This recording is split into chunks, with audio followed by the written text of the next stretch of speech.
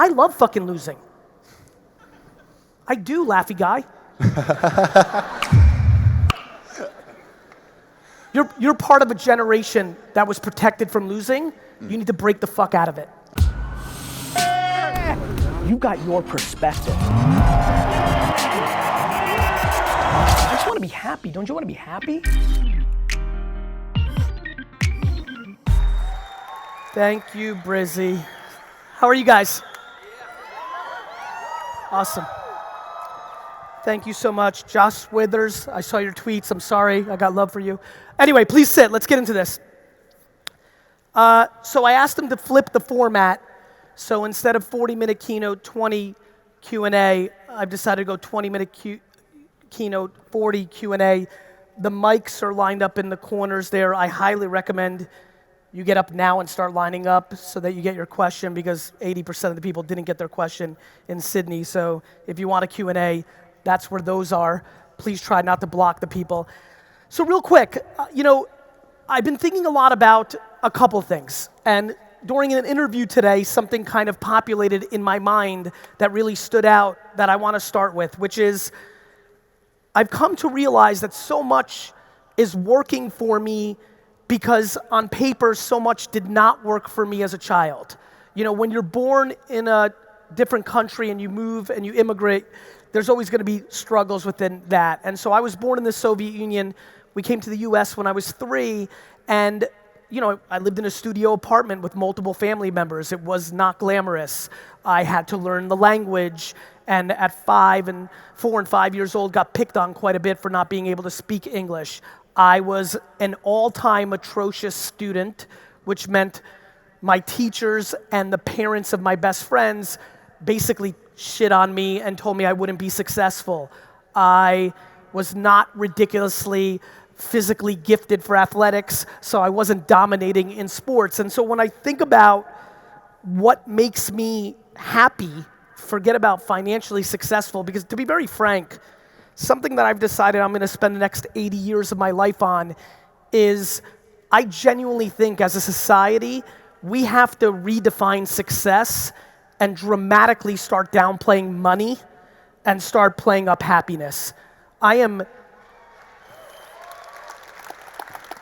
appreciate that, and I really mean it, by the way. No question to me, one of the reasons I think I'm a successful entrepreneur is because I love the game, not the trophies that come from winning the game.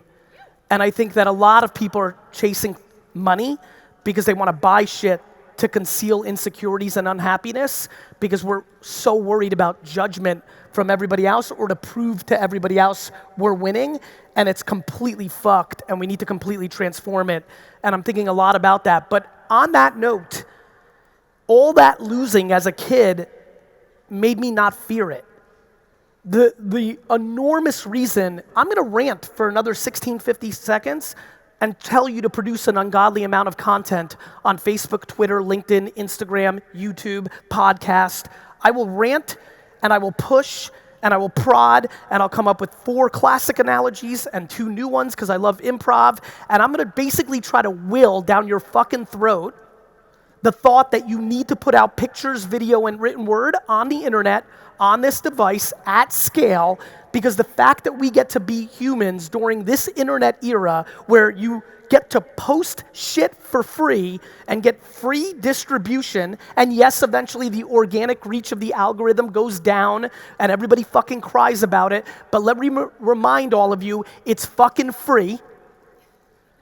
I will sit here and pound that message down your throat. I will talk about self-awareness, how you have to be good and figure out what you're good at. Are you comfortable in front of a camera? No, no big deal. Audio clip it. Great, you're not good at that? Right. I don't care how you do it. I definitely don't think you should do it like I do it. I do it my way.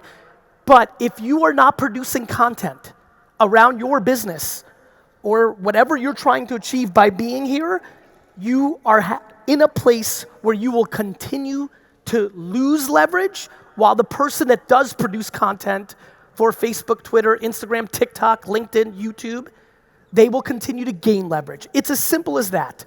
Everything that has happened in society around the human race over the last forever years has been predicated on communication. Everything that you're talking about in your life, parenting, politics, business, entertainment, is completely predicated on contextual, contemporary communication. And I have really nothing else to say. I can literally fucking leave the stage right now and feel good. I mean that.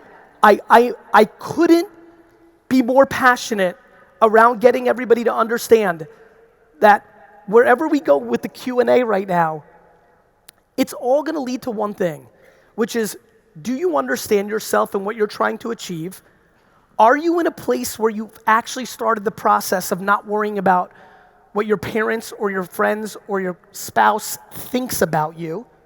And once you get into that good place, you will not fear to post content on. I do not fear posting content of me taking, a Saturday and garage sailing and buying something for $4 and selling it for $8 and having enormous joy in that, even though hundreds of comments on YouTube are, well, you lost money because of fuel and time. I don't give a fuck, Larry. I do not fear about putting out the content that I will put over the next month about everybody should invest in sports cards, because I think I'm right, and I don't care if you think I'm stupid or it's a waste of time. You can only start communicating and getting results for your business when you believe. The amount of people sitting in this room that actually don't believe in the shit they sell is devastating. You're selling it because you want money. You know how many people right now are a cannabis and cryptocurrency expert, and 5 minutes ago they were a social media expert, and a week ago they were a fucking real estate expert? You're fucking chasing. And I don't think that's a good strategy. There is nothing passive about building wealth. There is no fucking system. There's no fucking shortcut. It's a fucking marathon. I fucking worked every day for 15 years before I put out a piece of content in my life. You're not getting there quick. Nobody's fucking inventing Uber in this fucking room. We need to quantify what's happening here. And what's happening here is we are ridiculously lucky to be living right now because our grandparents didn't have the ability to have the internet in their pocket. This computer that I'm holding in my hands is more powerful than the computer that Ronald Reagan had running America in the 80s. That is insanity. We have completely not contextualized the opportunity. The other thing that we have not contextualized is time. If there's been any breakthrough in my mind over the last half decade, it's, oh shit, my ability to contextualize time slightly better than the masses is why I'm so happy. Of course I can be patient when I think 43 is young as fuck. You know how many people are sitting here at 28 fucking nervous as shit thinking they missed their moment? We need to contextualize time. When you start thinking in long terms, how many people under 40 in this room? Raise your hand. When you realize that you're gonna live 2 more full lives, 2 more, what you've just lived up to this moment, that you're gonna do that 2 more full times, all of a sudden, not getting results tomorrow feels a little bit more palpable. We lack patience. We lack patience, which leads to shit behavior because you're looking for a quick score. It's the same old shit. Business is no different than fitness. Business is no different than fitness. You wanna get more fit? Eat healthy and work out. But nobody wants to fucking do it because fucking chocolate and sleeping in is fun. And celery and fucking treadmills suck shit. The reason so many people don't like my content is I've got no fucking quick move for you. I don't have it. I have no interest in selling you anything or giving you some fucking trick or fucking pandering and showing you how good I have it so you want it like me. Here's what I know about entrepreneurship. It's lonely as fuck. This game is lonely. You know what entrepreneurship is? You're on at all times.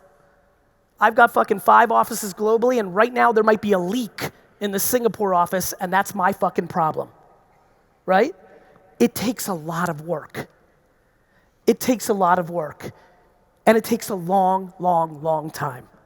We are now in the era where entrepreneurship is cool. For everybody who is 35 and older, we grew up when it wasn't cool. For everybody who's 25 and younger, people like me seem cool now. We were fucking dorks in the 80s. And you have to understand, that's fine, but what that makes me fearful of is the following. Unless you love your game, somebody else who loves it more is gonna work harder and smarter and beat you. Please understand that self-awareness and patience are the foundation of a happy, successful business, and they are words that are not being talked about at all. You know why so many people here don't have the Instagram following they want or aspire to? It's because every fucking piece of content you put out is selfish, not selfless. You care about how many likes. I'm so fucking pumped that the likes are gone in this country. It's the single best thing. It really is. You're pandering to short-term metrics and putting out shit that you're not even happy about because subconsciously you know it will do better than the shit that you actually want to talk about. We're living in really interesting times, and I come here this evening with one specific agenda, which is unless you are 100% committed to your audience and playing a ridiculous long game, you are going to become more and more vulnerable every day because people that are gonna put out content. Do you know how many fucking scam artists I fucked up by giving out all my information for free? There is no $8,000 ebook with me. And that is what is going to happen everywhere. Whoever brings the most value is going to win. And unless that's your framework, you will become vulnerable. And I highly recommend you heed this call. I highly recommend it. How many people here have more than 10 employees? Raise your hand. Really interesting subject for me I've been spending a ton of time on. It's amazing to me, for whatever reason, DNA-wise, how I believe that I have 1,000 employees and that means I work for 1,000 people versus they work for me. I'm watching enormous mismanagement at people with employees. How do I motivate my employees to care like me? You don't. You want your employees to care like you? Give them equal equity like you have. You know, I'm watching all these patterns, and it's just really exciting for me to try to get people to understand what's happening and what the opportunity is. And that, my friends, is we are now finally at maturity of the internet. People have it on their phone 24/7. We are at scale. We're in the mix now. This is real life. This is secondary. You don't like it? Sorry. But that is how it's playing out. And unless you are good at this, you become unbelievably vulnerable. So let me sneak in some tactics before I go into Q&A. A couple things that are just important, and I know a lot of people look to me for. I never know what's next. You know, inevitably somebody's gonna ask me, Gary, but what's the next platform? You're always so right. I don't know. I just know what's current. And a lot of times that feels like I'm predicting, but all I'm doing is moving quickly in the reality. Here's what I can tell you is going on in Australia specifically. If you are not producing an enormous amount of content for LinkedIn, you are missing out on Facebook 2011.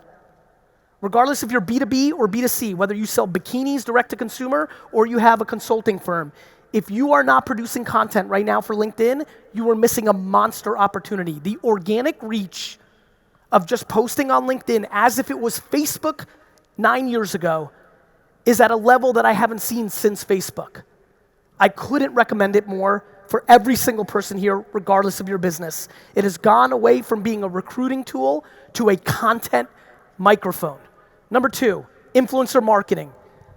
It continues to be one of the most underpriced executions in the world. It's gotten mature. There are absolutely people with huge followings that are now overpriced, but the long tail of influencer marketing is a remarkable arbitrage, and I highly recommend you get more educated on that environment. TikTok.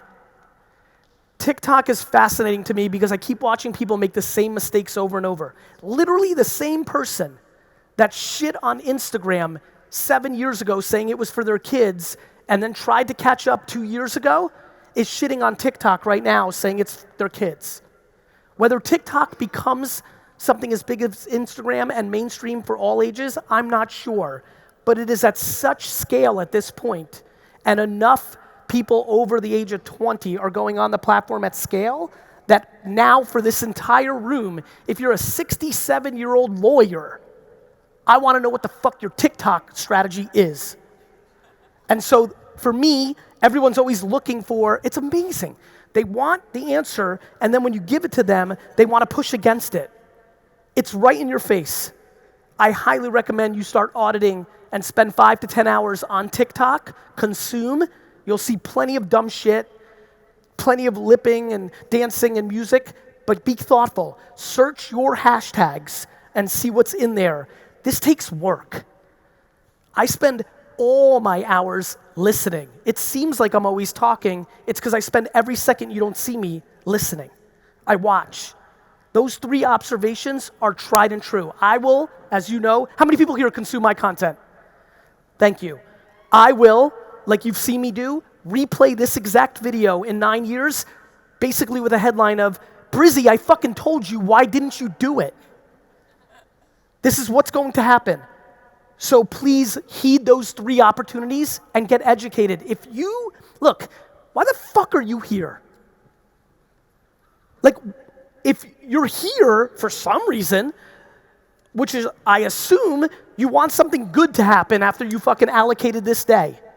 For me, if you've allocated this time, which I'm so humbled by, to listen to this information, I'm desperate to figure out how to get you to do something with the information. To be in a place where you want more for yourself, whatever that may be, happiness, dollars, I don't get to judge, you do you.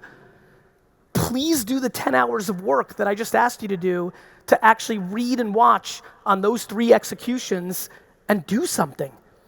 My friends, you can't read about push-ups. You have to do them. You can't read or listen to what I'm saying. You have to do it. And that's what got me over the last 3 years into this part of it. I couldn't understand 5 or 6 years ago when I was handing you the keys why you weren't driving that car. And what I ended up realizing was it was all up here. There's a stunning amount of fear in this room about putting out content. How you look, what you're gonna say, what are the comments gonna say. Just a crippling amount of inaction because of the fear of people's opinions that you don't even know. And even worse, opinions of the people you love the most. And so for me, that has become an incredibly important place for me to focus on. So for me, I just have no interest in being half pregnant. I have no interest in being stuck in the middle. There's only 2 things for me. The macro, which is, why are you living your life based on other people's opinions? And then the micro. What are the tactics, the individual executions that actually get you to what you want?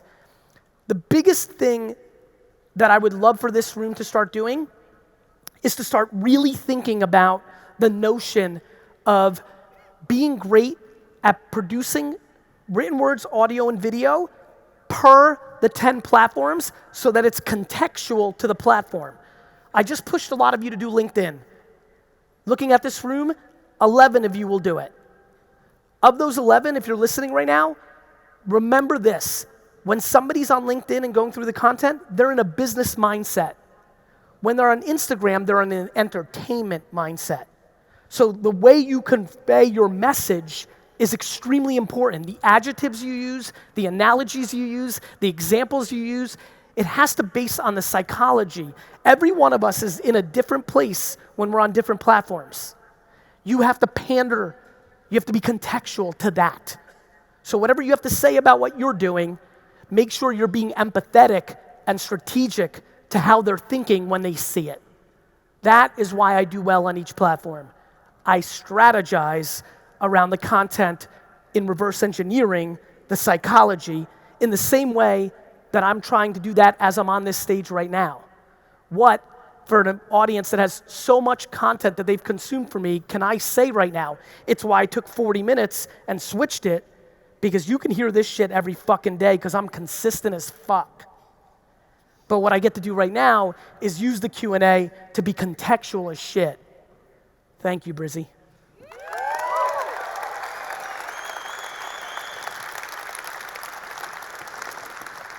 I'm ready for questions. What's up, bro? Yo. Shit, sorry. You all right? Is it on? Yeah, It's we're on. What's Excellent. your name? How you doing, Gary? I'm Brett Campbell, co-founder of Klaxon, or a digital growth agency. I had the opportunity on Tuesday to fly down and hang out with Grant Cardone for a couple of hours and got to interview him. And I asked him this particular question, and believe it or not, probably for the first time, he actually stopped and paused and actually had to think of an answer. And I wanted to ask you the same question. So imagine Mark Zuckerberg slides into your DMs. He says, "Hey, Gary, what's up?" You're like, "Fucking hustling." He's like, "Of course you are. I want to ask you one thing." And he says, "Gary, I want you to take over Facebook tomorrow. Good. And you can post one post that every single user on Facebook will see for the entire day. What would that post be? How can I help you? And why?" Because I want to help. I didn't have to fucking think.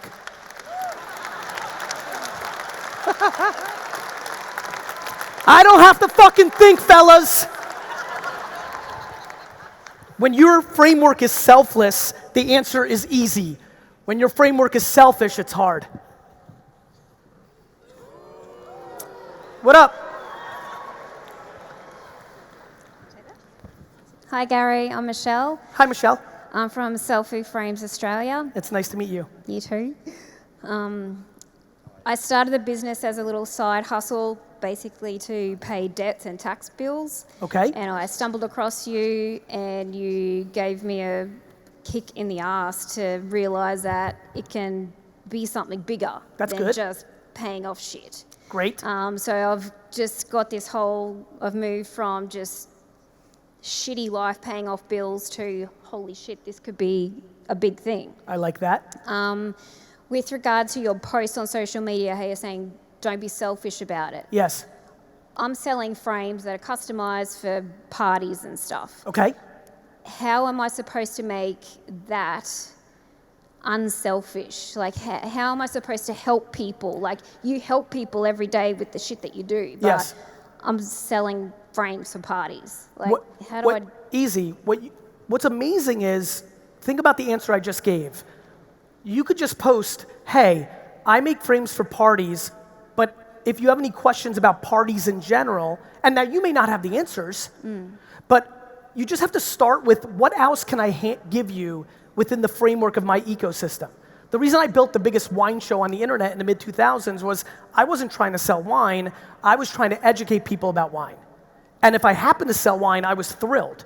There's nothing, by the way, back to the last thing, there's nothing wrong with being selfish. I'm selfish, I want to buy the New York Jets. The value, though, is the punchline. When you slow it down and you play over 50 years, when you give more than you take, you end up with a fuckload.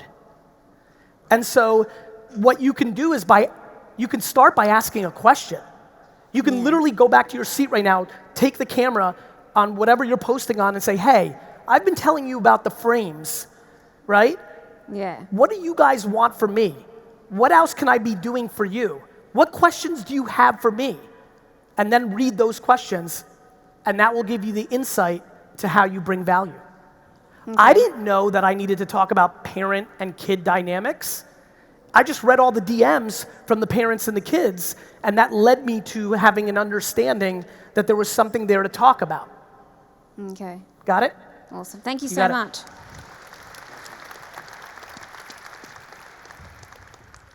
Gary, Ash Kerwin, how do you disagree with the status quo by raising your audience's heart math without seeming like a know-it-all, a heckler, or a troll?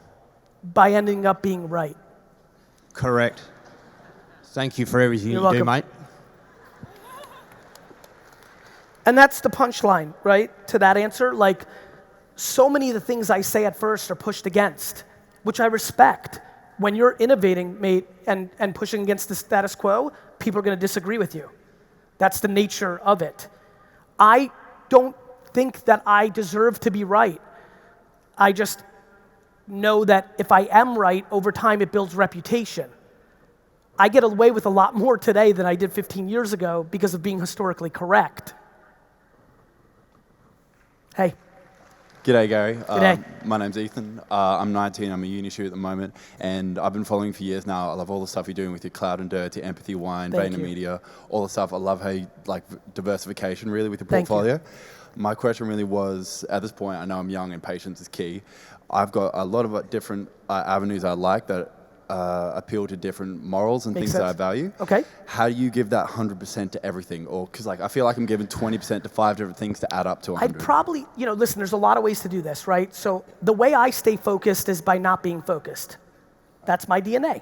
I need a lot of stimuli, and my big game is if I'm throwing 30 balls in the air, if 8 fall, I don't care about your collective judgment that I had 8 things fail, and I still have 22 balls in the air. That's what works for me. I have tons of people I surround myself who are only good at having 1 ball, and they crush that ball like crazy, and that's amazing too.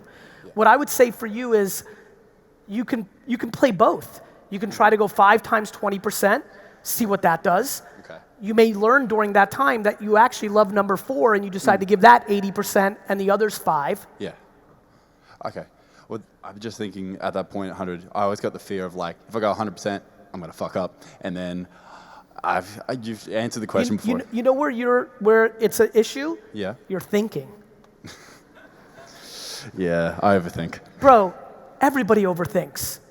Okay. Everybody's so fucking insecure about losing that they think, which makes them never do, which keeps them away from losing. True. Reverse it and don't give a fuck about what people think about your loss, and shit gets real fun. I love fucking losing. I do, laughy guy. You're part of a generation that was protected from losing. You need to break the fuck out of it. Okay. Thank you, Gary. You got Thank it. you.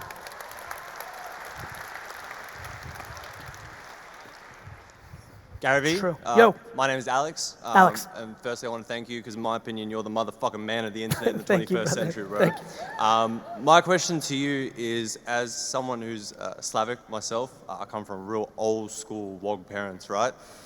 In my gut, I know I'm getting everything, but how do I showcase that or keep their fear out of my mind when all they want is the traditional, get married, get a house, get kids, whereas in my mind, I just want to figure it out, and I've happily just quit my 10th job. I'm gonna keep going after it till I figure it out. But man, you know what Slavic parents are like, man. How do you balance both but go after it all at the same time? By recognizing how sweet it is when you succeed on your own terms, how proud they'll be about you. Right. Too many kids struggle with conflict with parents in the short term without realizing that parents always fall into line after you're successful. And by also having the humility that if you're wrong, to admit that you're wrong 20 years from now and adjust. You know what I mean? Like, listen, everybody at some level, whether they have good parents or bad parents, want to make their parents proud. It's a fucking inherent thing of coming out of somebody's body, right? It is. When I say don't listen to anybody and go quiet, I mean everybody, especially parents, spouses, siblings, especially. But here's the key. When you just said, Garyvee, I think you're the motherfucking man, where people get caught is they get too high on compliments and too low on insults. Nothing makes me happier than when I read my comments where one post is, Garyvee, you're just hot air, fuck you, right? And the next one's like, Gary, you're fucking Jesus, you walk on water. And I look at those two, and I'm like, this is why I'm gonna win. I can't hear either of them. Where so many of you are fucking up is you hear the cheering, but you're crippled by the booing. You're addicted to the cheering, but you don't want to hear the booing. I respect both equally, which means I can't hear either. Either you're going to be right or they're going to be right. I feel the way you delivered your sentence that you're going to be right. I think you need to limit how much you listen to them. Okay. I appreciate you, man. I'll see you soon. See you soon. Hey Gary, how are ya? You lost your voice? No. This is your actual fucking voice? It is actually, Fuck. yeah. All right. It is my voice. I love it. It's fucking rad. I know. I've been told that many times. I'm weirdly attracted to you. I know. That's fucking scary. That's Go ahead. Scary. I'm Michael from the sunny coast in Queensland. I've been following you for about 2 This years. is not your fucking voice, bro. It is. All right. So, I work in aged care. I work with old people. I do that as a full-time job. That's the best I work fucking with thing. I work with 100-year-olds, and I find that very, very and rewarding. I agree. And a lot of people hate to talk about death. Yes. Like they're fucking shit scared Yes. talking about death. So I want to start talking about death and having young people come into my field so I get more young people I love that. into my field. So what's the advice you can give me? Talk so about it. That's the advice. Yeah, talk about it. You said you wanted to talk about it. Yeah.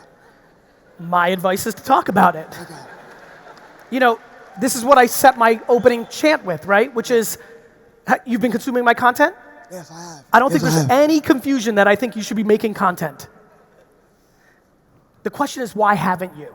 I have, yes. More. Okay, more. All right, more. More. More it is. You have a podcast? Tell the truth, because I'll fucking check and blow I do. you up. I did a. You don't have a podcast. Next. No, I do. I got Twitter. No, Twitter's not a fucking podcast, bro. The fuck are you talking about? No, I don't have a podcast. No. Right. Thank you. You need a podcast. I think I've made myself perfectly clear. Yeah. You post 5 times a day on LinkedIn? No. No, I don't. Good. I'm going to fucking check, so don't bullshit. We'll blow you up on here. How many times do you tweet a day? Twice? Cute. Brother, the answer is content. Okay. You're one video away from striking a chord and having 20 million Australians know what you think about death.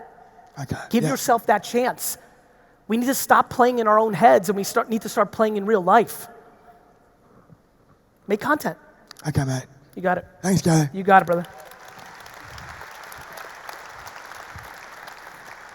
Gary. Bro. Dylan. Dylan. I'll keep a longer story short in respect of everyone else's time. Been through the ringer, nearly lost my marriage, did lose a business, went back to working for someone, got the craps with that, and have built out a business since then because I found he probably found me, a guy on Facebook who tended to swear and didn't have a lot of patience for people. So one, I just wanted to take this opportunity to thank you, and I didn't want to have the regret with death that I didn't do that in person. Thank you. You've got no idea, mate. You've completely changed my whole entire fucking life. Thank you so much. Crazy. Thank you. The question, though, I have, unfortunately, because I went through that not so great period, I had a very young family at the time, and I think that period of time has actually damaged a little bit of the psychology of my eldest son. Okay. And he doesn't cope well at all.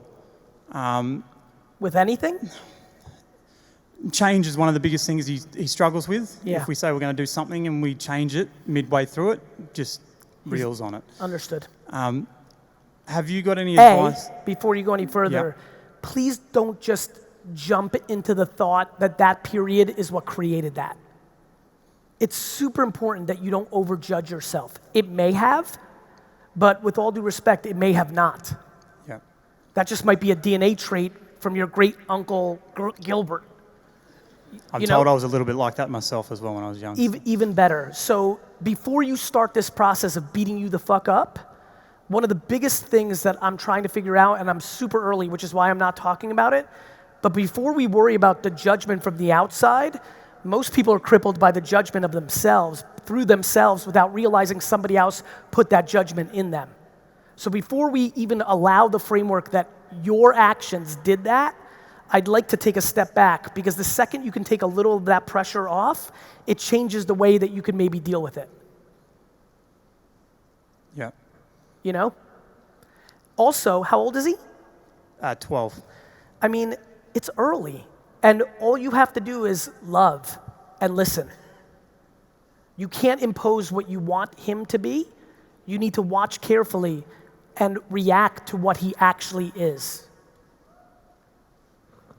If he doesn't like change, he may not be an entrepreneur, and guess what? That's amazing. I have no interest in my children being entrepreneurs. I have interest in them loving what they do the way I love what I do. And whether that makes $4 a year or not, that's it. And by the way, I'm not gonna give them any of my money either. So if they make $4 a year, they're gonna fucking live on $4 a year. And guess what? There's a lot of fuckers in this room making $40,000 a year that are way happier than the millionaires in this fucking hall.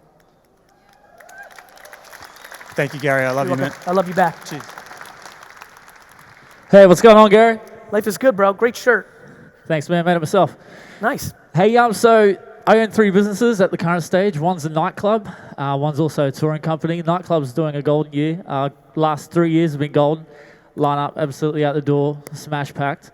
The touring's really good. Toured Tiger a few months ago, sold out, was good. I started a side hustle a couple of years ago when I first met you, Gary, and I asked you, and you actually used that piece of content on your Instagram and other social medias. I don't know if I rang a bell to you then, but I basically asked you, I said, my nightclub's called Shades, my touring company is called Shades, everybody's telling me don't call your printing company Shades. You said, fuck them. I did that. It's now called Shades Custom Printing, and things are going good, man. I went from a little pop-up store inside, like a little marketplace sort of thing, to now having a permanent store. All 3 businesses, man, turn over $4.5 million. I just want to say a massive thank you. And also, can I take a selfie? So every time I go into Shades Custom Printing office, I've got a photo of you and me there, just to say thank you. Come up. Let me, while he's coming up, let me tell you what I remember about that question. And this, back to trying to make this valuable for everybody. Always pay attention to who's giving you the advice. What I remembered about your question, I remember it, was the people that were telling you to not call it Shades haven't built a business. There's too many people here taking advice from people that have never done it themselves. I always like to take advice from an executor over an educator.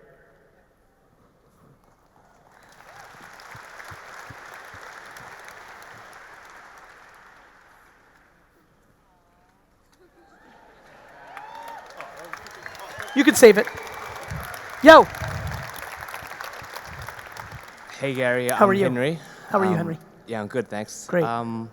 So, you know, I'm one of those talkers that say like, I want to make a business and all that stuff. And I've been doing a little soul searching, and like, you know how every business you want to help people, and I do find like a lot of fulfillment when I like, you know, help people and like go out and do stuff for people. But at the same time, I'm kind of like perplexed right now because I'd much rather spend like an afternoon playing basketball than going to volunteer somewhere. So that's fine. I'm just wondering, am I like a hypocrite right now, or yeah, I'm just no, you just like confused. fucking basketball.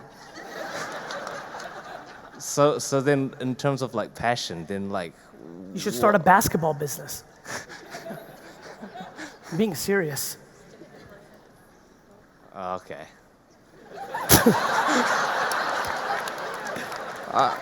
Why do you want to have a business?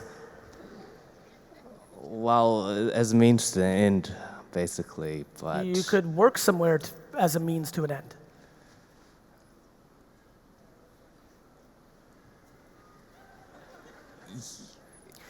Yeah.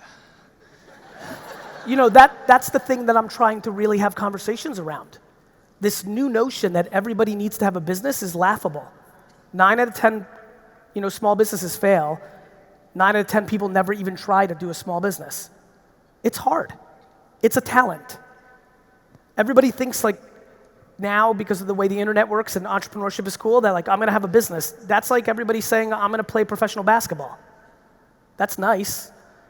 But, you know, my intuition is you don't have to have a business. Right. But also in terms of like, if you say your passion is helping people, but you'd much rather do something else. You can't fucking help people 24/7 every day. Yeah, right. It's likely that playing basketball helps you help people. Yeah, true. Yeah. All right. Yeah. Good. All right, thanks a lot. Very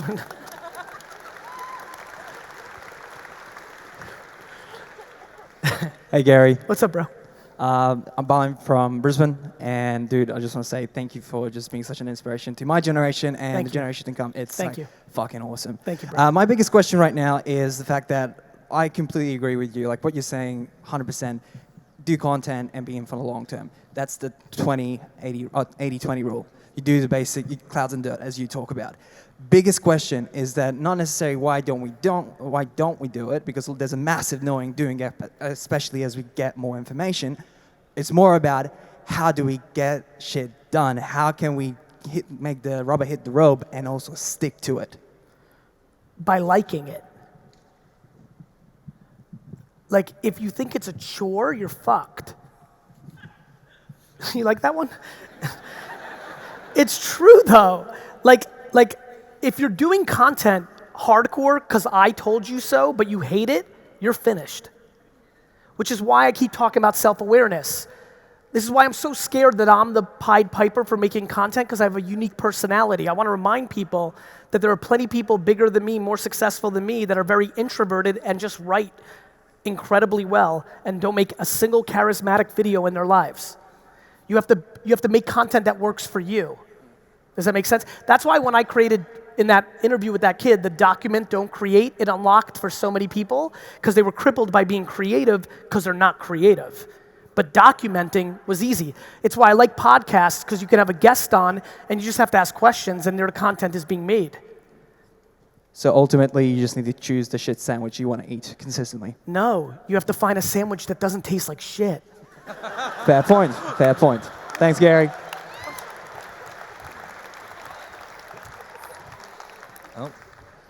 Gary, hi, how you going? My name is Burkhan. Firstly, I fucking love you. You're love a you back, legend. bro. Thank you. And secondly, my question relates to TikTok. You kind of spoke about it a little bit towards the end there, but I was already in the line and it was too late to change my mind and not ask the question. Go ahead. So here we go. Strategies in terms of TikTok. I am a sales coach currently, and I want to start posting more on TikTok. I do Instagram and Facebook already. What do you recommend? Any selfless? I would do 10 things the way you exactly do them elsewhere and watch them not work. I would consume a shitload of content on TikTok and see trends, and then I would mimic those trends in your interpretation. For example, one of the trends on TikTok is to actually film another phone of your content on a different platform and talk over it. Right. So you could literally take one phone, play your sales video on Facebook, and then record with another phone and talk over and say, hey kids, because you know it's younger, this is what I'm saying on Facebook. The version for you to practice now is this. Right. See where I'm going? Yeah, 100%. You have to consume. The reason I always do well is I listen for hundreds of hours before I talk. It's not obvious to you because you're only seeing the talking part. You don't see the 14 hours that I put in listening to TikTok content on the flight here, right? It's the same reason I'm gonna crush sports cards. This flight here wasn't TikTok, it was sports cards. You know, eventually everyone's gonna be like, how are you right about soccer and wrestling and basketball cards? It's because I read for 14 hours the sale prices on auctions on those categories, and then read articles, and then went on Twitter and searched what people are talking about. I put in the fucking work. You don't need me to give you the strategy for TikTok. Go live in TikTok for 100 hours and you'll figure it out. Cool. Thank you. You got it. Gary, what's yes. up? What's good? My name's Honey. Honey?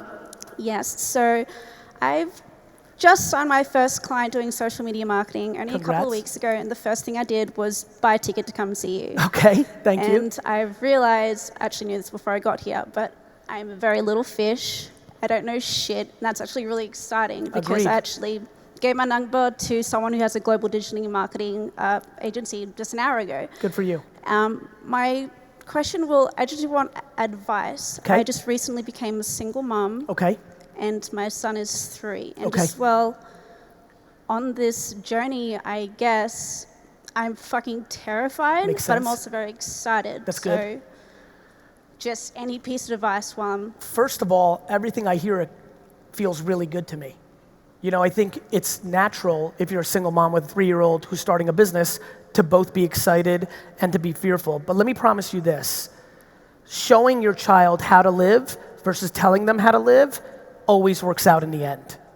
So any moment that you feel, selfish or guilty that you're putting into the business and not the 3-year-old pays out more dividends than a lot of parents feel at the time.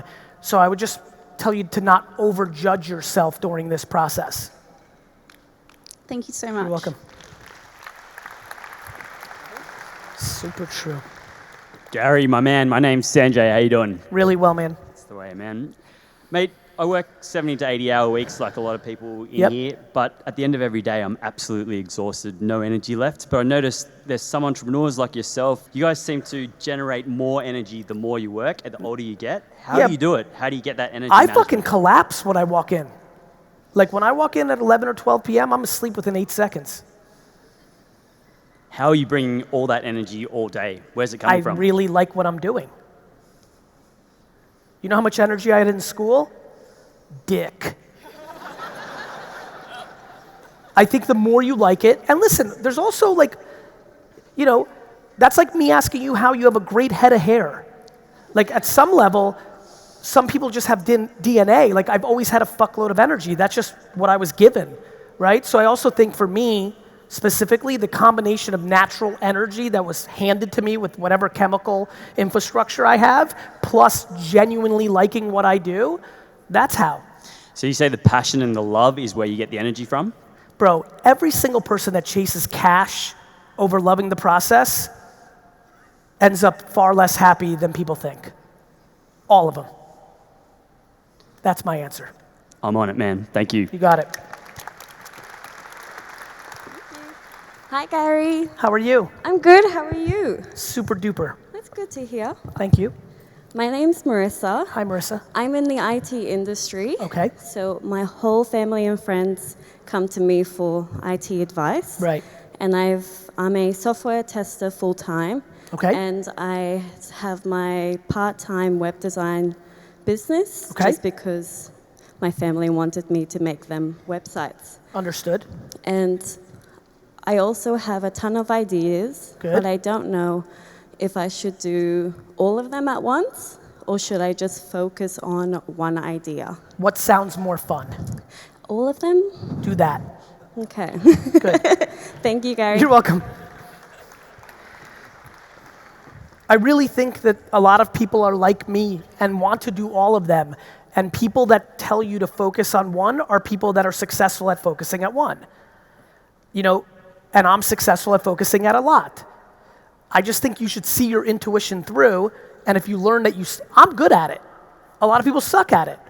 The best way to know what to do is to pick one, do it. Obviously, if you pick focusing on one, you'll never know if you're good at focusing on 5. If you pick focusing on 5 and you fuck up, you know to go focus at 1. It's how I think about employees. Hiring is guessing. Firing is knowing. So I spend very little time hiring. The answer is pretty much yes. And that's where I think I flip a lot of things in the way that people do things. That's worked for me, and I see it working for others. Hey. G'day, Gary. How are you? Real good, bro. My name's Liam. It's funny you mentioned education before because my initiative supports young teachers. Okay, great. And hopefully making them not like the teachers that you might have I understand. had. We're getting to a stage now where we're dealing with bigger, more established organisations. Okay. Some are linked to the government.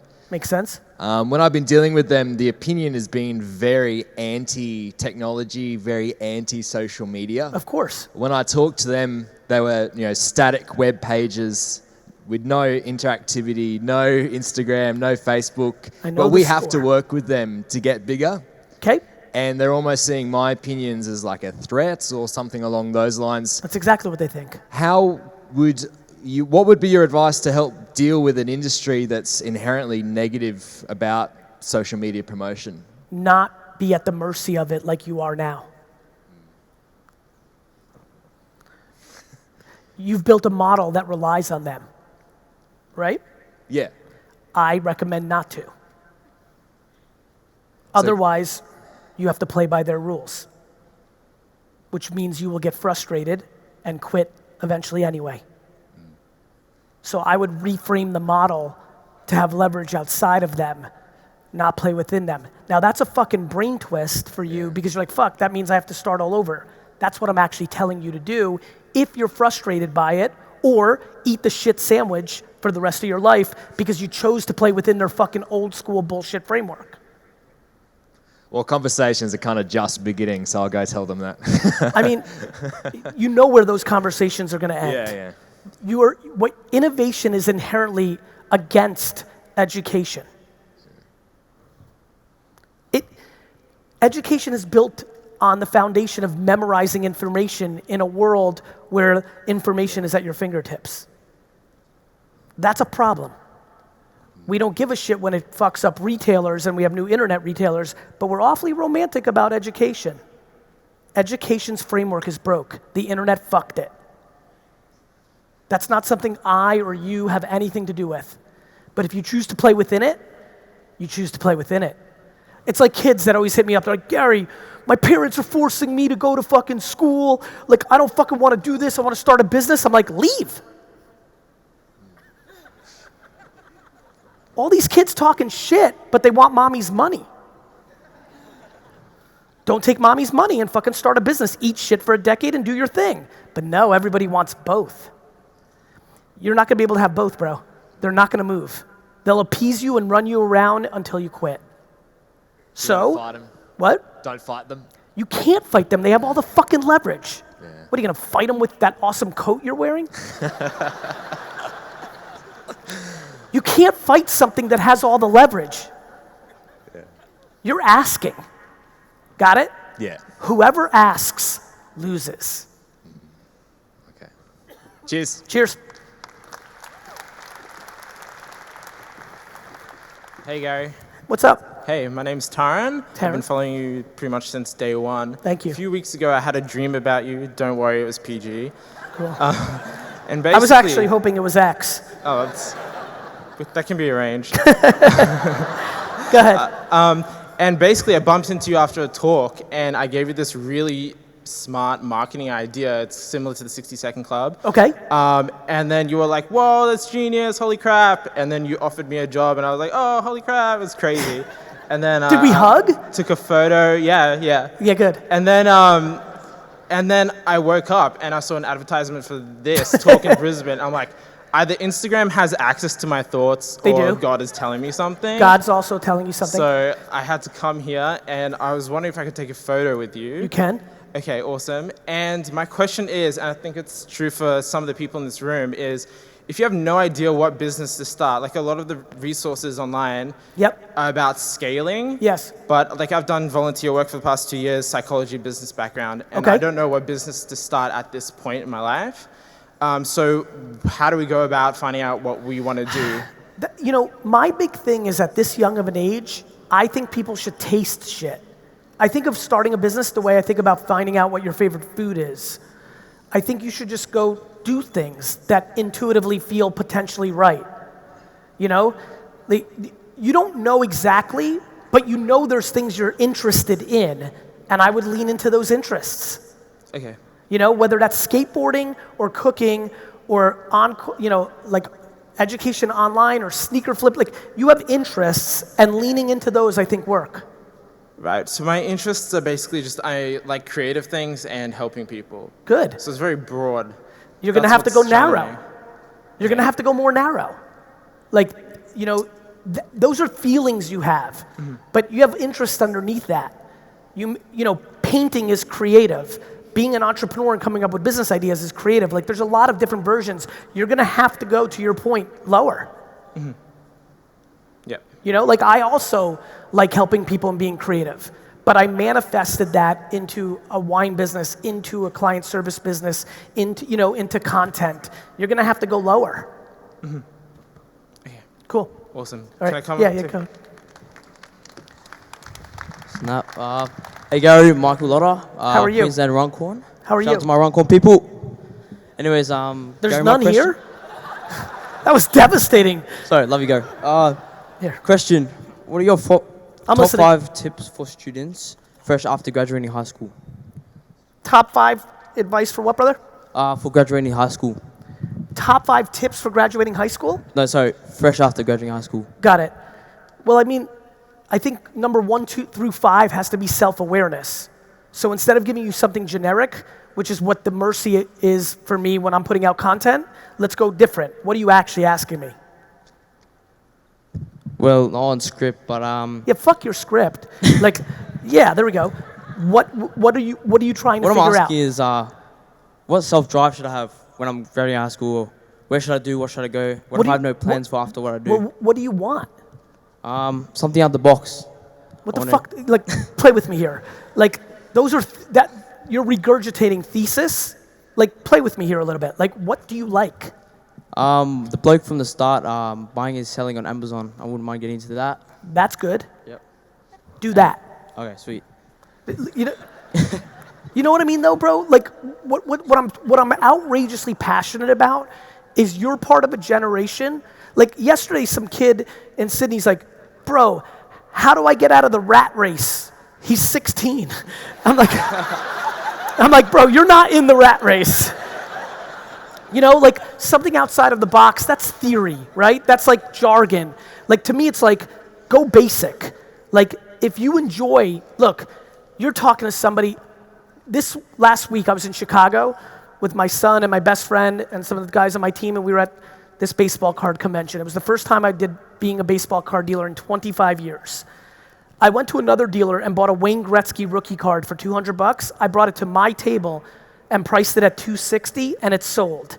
The high that I got on that $60 flip is 5 trillion times much bigger of a high than the 6 figures I'll make to give this speech over this last hour.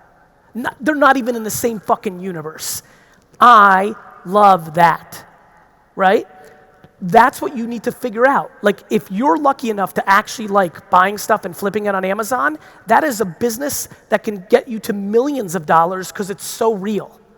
Go into that instead of posturing with something outside the box. Go in the fucking box and execute. Shut up. Gotta get a photo at all, Gary.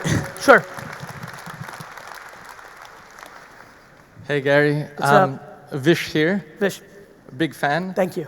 Now, this is a silly question. I'm new to this. I'm just Okay. getting my head around things. No So, problem. You know, apologize for the ignorance here. Don't worry. But so I've just started getting into content because of you. It's Okay. only been the last couple of months. And I'm in the real estate and mortgage broking industry. Okay. So we've opened our own company. I understand. And the real estate industry and mortgage broking, you know, interest rates and stuff, it's not really that sexy. No. Right? So we've tried to make it sexy by combining it with my other passion, which is drinking fine rums. I'm very excited about what you're saying. I'm being dead serious. People buy homes or give business to people they associate with. I think a lot of you should be talking more about what your favorite footy team is, what kind of beverages you like, what kind of shows you watch on Stan and Netflix. People stay so narrow and professional when all the opportunity is going broader of your actual true self. If you're actually deeply passionate on single barrel and esoteric rums, that is a gateway drug for you to do mortgage and real estate business. I think it's a great idea. Okay, cool. So that answered my, so we've called our channel Rum and Real Estate. I fucking love it, bro. You know what's so amazing about this interaction? You're new, but your intuition is so on. It's from you. No, it's not from me, it's from you. Yeah, so no, because I was wondering, because we just don't have enough data to measure whether we're heading in the right direction. You have no data because you just fucking started. Exactly. So fuck data. Why don't you make fucking 2 years worth of content and then think about it? Perfect. Here's the good news. If it's wrong, at least you drank a fuckload of good rum.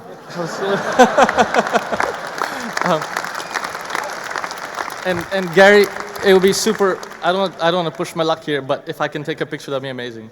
I'm thrilled to do it. Thank you. Hi, Gary. Hey. My name's Arj. Arj. I own a recruitment agency in Thailand. Okay. We've been going for 3 years. Okay. I employ 10 people. Awesome. It's fucking hard work. Yes, I've heard. So my question is simple. You talk a lot about loving the process. Yes. How do I stay in love with the process? Either you adjust what you do day to day or you sell the company. That's the end goal, to sell it. That's already the problem. Why? Because that's why people don't like their businesses. They build them to flip. Okay. I have no interest in ever selling any of my businesses. Now, it doesn't mean I'm right or wrong. It's why you're struggling. Mm. You don't love it. You want the money. Exactly. Bad. Yeah. I'm honest about it. It's true. I know. You could have lied, and I still would have known you were lying. Yeah. Because of the way you asked the question. Yeah. I would argue that you're playing a game of holding your breath. So do what everybody does when they do a business they don't love. Hold your breath as long as you can, and then fucking sell it. Or bring in a minority partner who fucking loves it and let them operate and let them earn from 10% to 50% over 3 years, and then have an infrastructure where you're aligned, but then always be prepared for her or him to say fuck you after 6 years, because now they're the only ones doing it and they don't want to give you 50 cents on the dollar anymore. But for you, at least you extracted value over those 6 years, and you're happy to sell it back to her or him at the end of that 6 years. Both of those are options. You get to pick. Okay, thanks. But this is why, and that's great, but this is why I want to talk about this for a second. This is why I'm so passionate about people building a business around what they love. Because then you can play forever. It may be a little slow when your business is around footy or the Smurfs or root beer, because it takes time. But over time, you could go like this versus like this. And you're dealing with this. And that's okay. But you have to sell. You have to give up leverage now. You got it? I got it. Or are you going to burn out? Yep. You got it? Mm. Thanks, Gary. You got it, mate.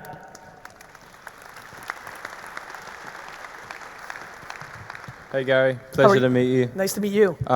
My question, you talk a lot about just being yourself and being I'm a fan of it. 100% aware of, you know, what you are capable of and what you're not capable of. But what is like the objective bad qualities, I guess? What things should you seek to improve? Like, for example, I'm naturally an introvert, and That's so I'm great. not very good at selling, but obviously... So don't sell. Well, then... That's fine. You just need to hire somebody who can sell. Fair enough. I think... Bro, whatever you're inherently bad at, hire. Fair enough. When you were starting Wine Library... Yes. You were kind of paving your own way, obviously, for a while before you knew it'd even be successful. Well, I was in a unique situation because my dad had a liquor store, and the reason I always tell kids to be patient was I spent 22 to 34 working 6 days a week, Monday through Saturday, 12 hours a day, built a business from 3 to 60 million, and then left owning none of it and started my own life at 34. So you can imagine when a 26-year-old is worried about shit that I struggle with being overly empathetic. So with Wine Library, my mission was to actually give back to my parents for what they did for me by having me in the first place and then raising me. Did you know that what you were doing was going to work out? Yes, because I'd already been good at baseball cards and lemonade, and I knew I was good at selling. Right, yeah. Okay, But here's an important part of the way you're asking the question.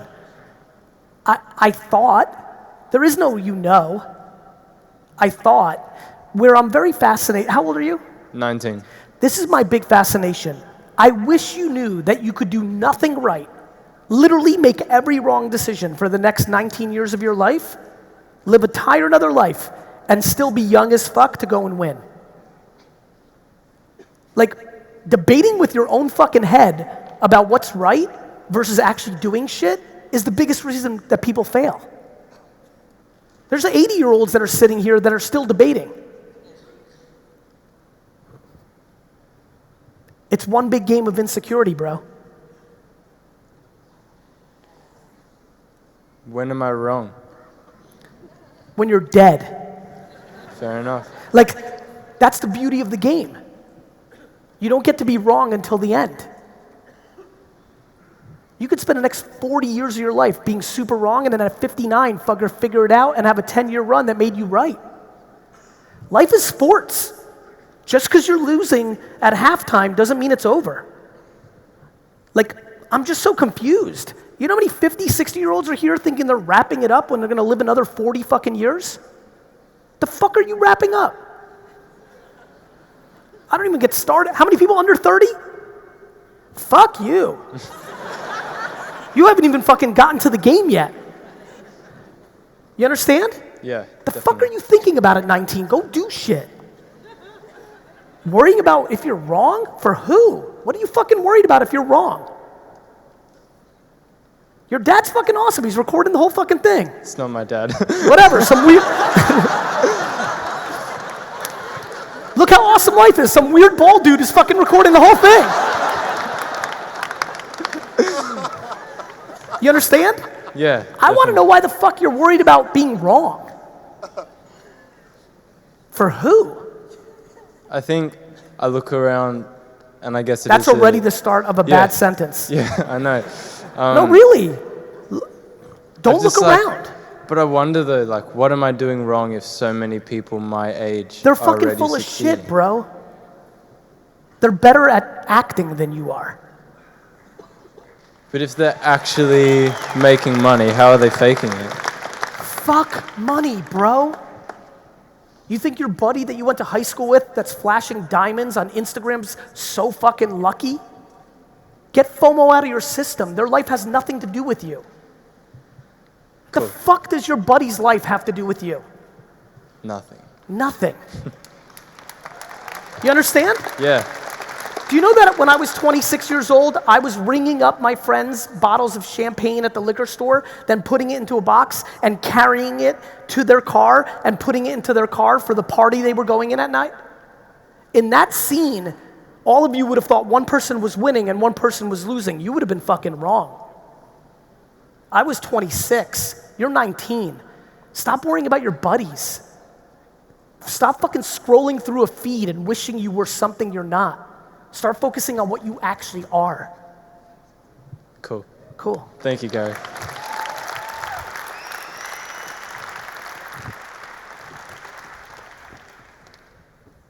Hey, Gary. How are you? Pretty good. How are you? Uncomfortably good. My name's Peter. I'm 14 years old. Good. And I just want to say you're a fucking legend and I love you. Thanks, Peter. So my question is, I run a small Shopify dropshipping store. I like it. And I just want to know, because I don't have much time, I have school on my hands. Of course. My mum makes me do extracurricular activities. Fuck. And I just want to know how to get the most out of the time that I have.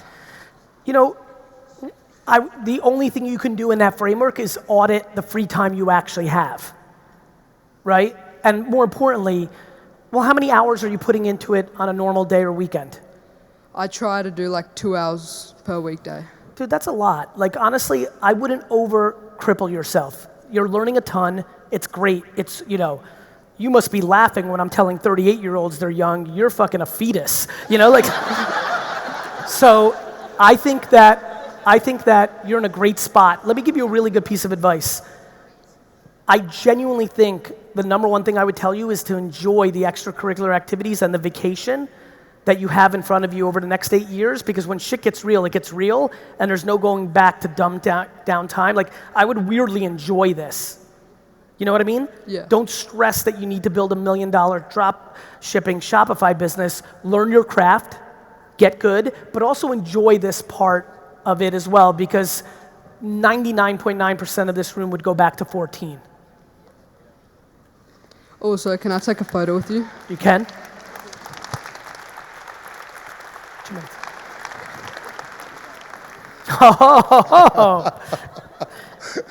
How are you? Hey, good, Gary. How you doing, man? Good. Your son's awesome. Yes.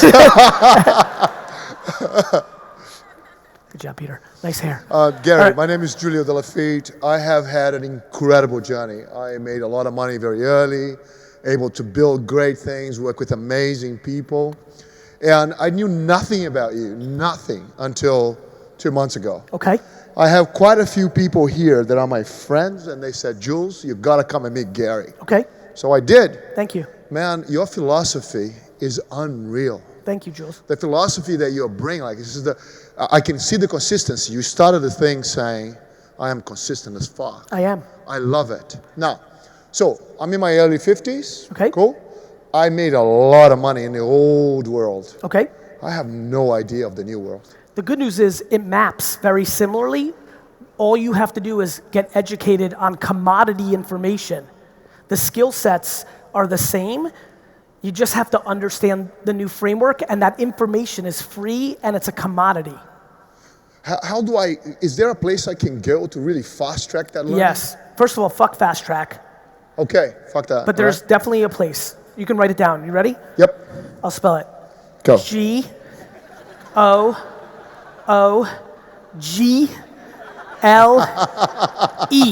I love you, man. It's fucking free. Literally, no matter what you're, right? You've been listening. You're like, how, literally, go home. How do I produce content for LinkedIn? Enter, free. How do I do influencer marketing for my caviar business? Enter, free. How do I do a podcast? How do I make a podcast? How do I upload my podcast to iTunes? Enter, free. Yeah. That's it, man. Man, I want a photo as well. And I want to acknowledge my friends. They're all sitting at the back. They're all 30-year-olds or so, 25 to 30. And they are teaching me so much, man. That's nice. Just the philosophy that you are putting inside of these kids' heads. Keep it up, brother. Thank you, brother. Yep. Thank you so much, Jules. Come on up.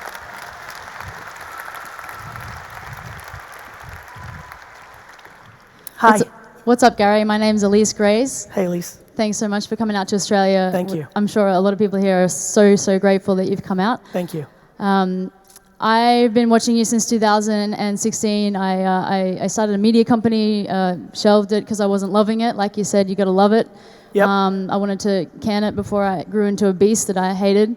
And more recently, I've had a think, and I love people. I love talking to people. I love learning from, especially multimillionaires and billionaires, because they're on another level. So I started a podcast. I've interviewed one local entrepreneur, Philip DeBella. He's amazing, and I would like to ask you if you'd be a guest on my podcast. Before you shoot me down, because I've only had one interview, I want to say that I like to lead by. Awesome. Thank you. You're welcome. Just email me. So I'll just finish by saying I wanted to ask you, as a little fish, to show people that you just have to ask sometimes, and we're doing it. So that's awesome. Thank you. You're welcome. Can I come grab a snap with you before I take off? Listen, now you're fucking pushing it. Okay. I'll leave it till Cool. the podcast. There we go. Thanks, Gary. You're welcome. Hey, Gary, mate. Joel here from craftedmedia.net. How are you? Mate, really well, thanks. Thanks for coming out.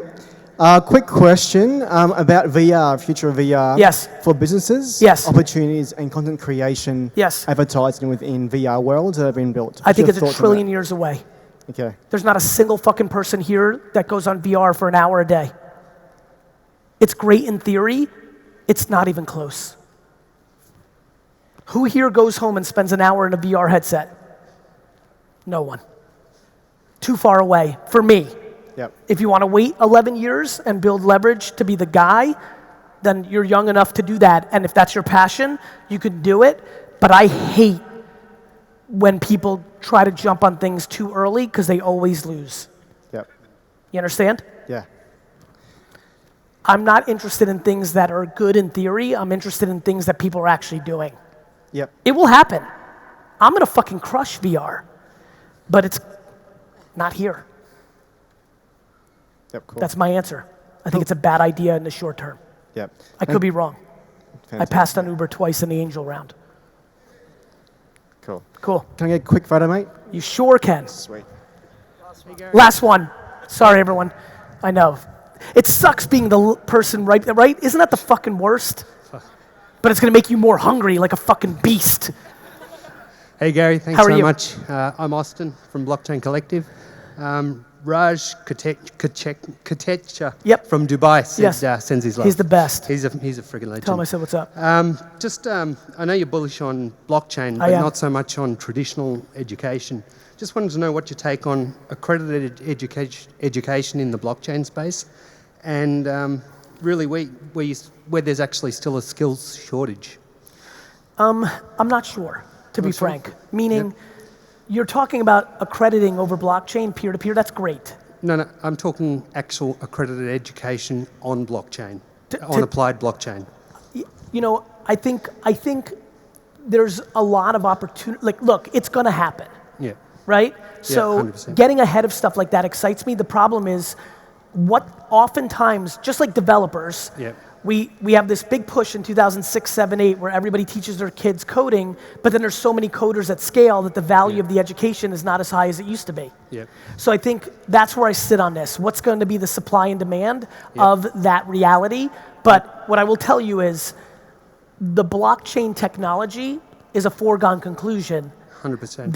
The applications on top of it, a lot of things make sense. You know, and I'm excited to see how it happens. I think there'll be a lot of people that lose a ton of money with all the scams with ICOs and things of that nature. But 100%. I do think there's something there. But I think you have to be thoughtful of the things we learned over the last decade on other technology advances. Yeah, I think the last 2 years have been an interesting watch. Yeah, I mean, look, everyone's looking for a fast buck. Yeah. Well, we developed accredited education like through ASQA, through the regulatory body over here, and we're delivering in Dubai now. And so, I think it's cool. Awesome. Thanks so much. Thanks. Appreciate it. Thank you. Thank you. Thank you, Resy.